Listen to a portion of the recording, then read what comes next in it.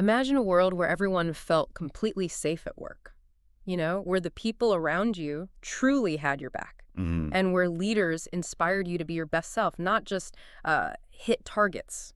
Does that sound like a distant dream or maybe, just maybe, a tangible reality? It's a really profound question, isn't it? Because the environment we're in, it fundamentally shapes, well, everything.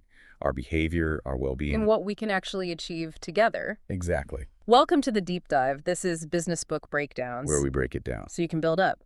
Our mission today is to cut through some of the noise, really, and reveal what truly makes organizations succeed, especially when things get tough. Yeah, and for this deep dive, we're pulling insights from Simon Sinek's, well, I think it's an incredibly powerful book, Leaders Eat Last. Why some teams pull together and others don't. Right. And this isn't just another business strategy book, Mm. it goes deeper. It's really an exploration into human nature, trust. And the kind of environments that let us, well, thrive. So Sinek kicks things off pretty boldly. He says he's not just adding another leadership theory to the pile, he's aiming much, much higher. Yeah. What does he actually mean by that? What's the big shift he's pushing for?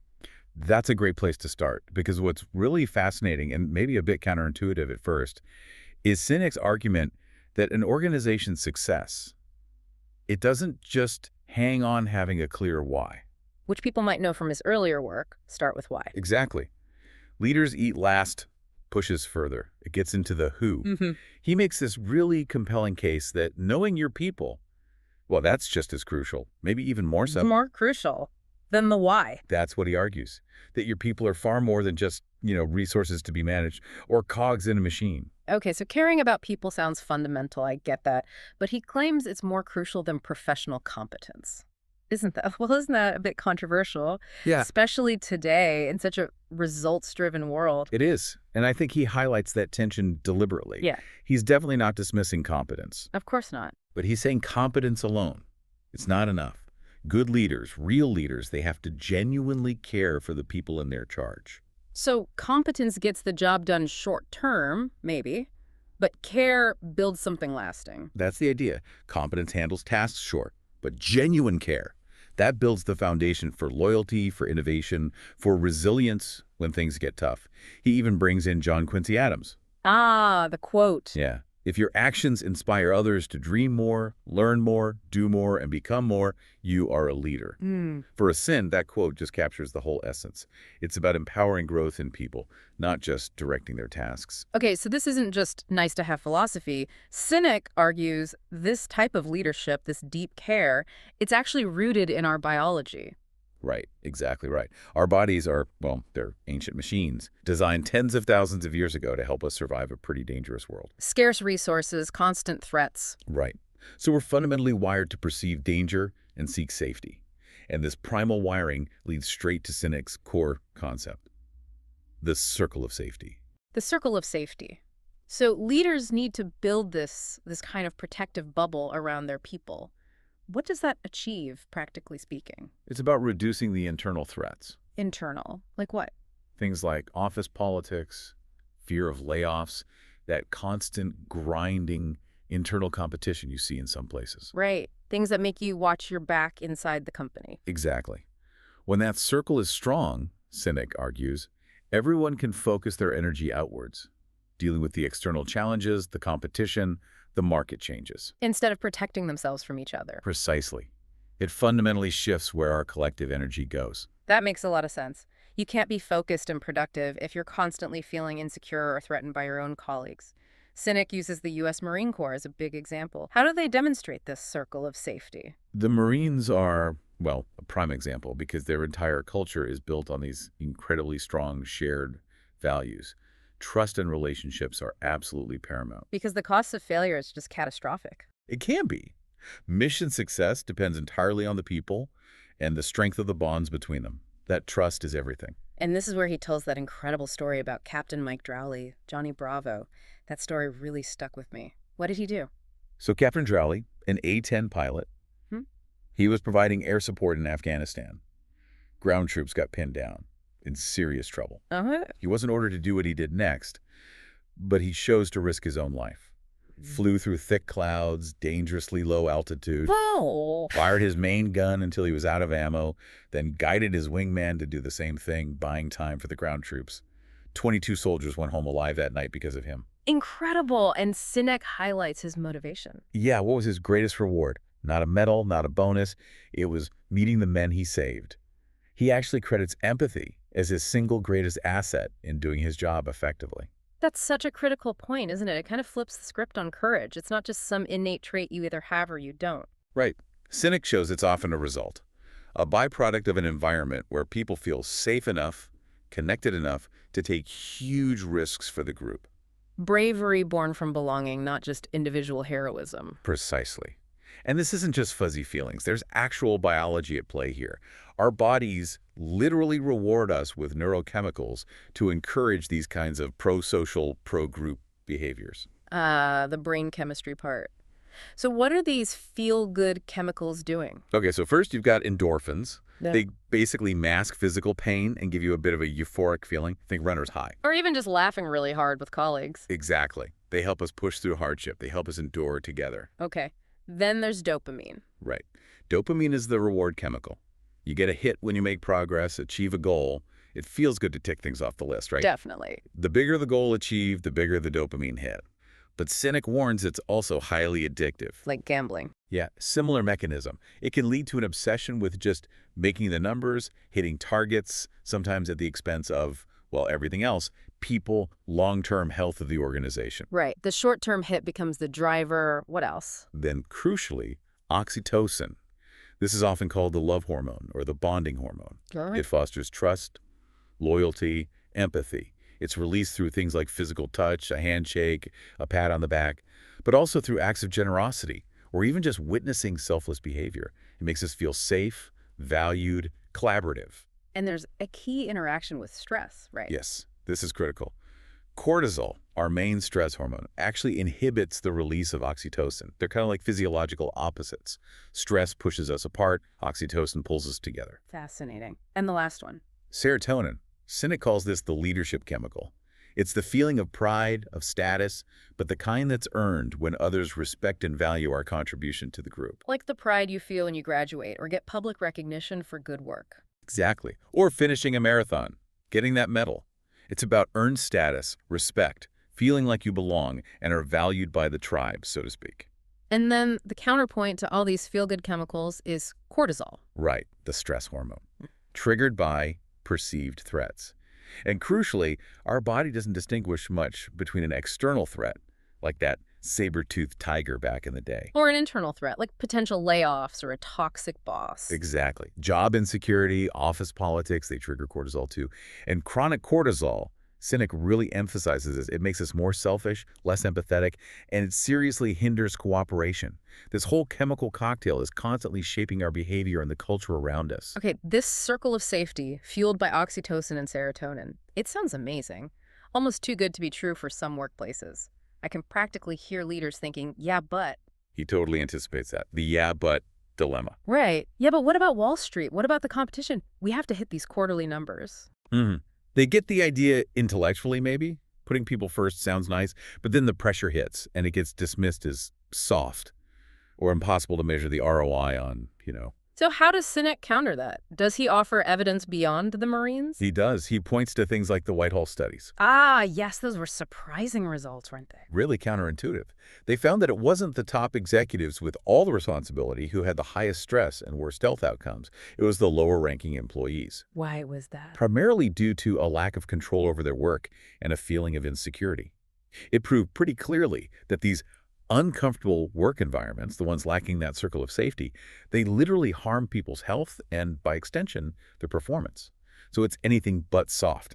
It has hard consequences. And this ties into what Sinek calls the perils of abstraction, right? When organizations get really big. Exactly. People stop being people. They become abstractions on a spreadsheet. Consumers, metrics, headcount, employees. And that distance, it makes it easier to make decisions that might harm them. It can be deadly, frankly. He draws a really chilling parallel with Stanley Milgram's experiments. The electric shock studies. That's right. When the participants couldn't see or hear the person they thought they were shocking, their willingness to inflict pain went way up. A shocking 65% went all the way to the maximum voltage when they were distanced from the consequences. Wow, that's sobering. It is. And Sinek argues the same psychological distancing happens in large corporations.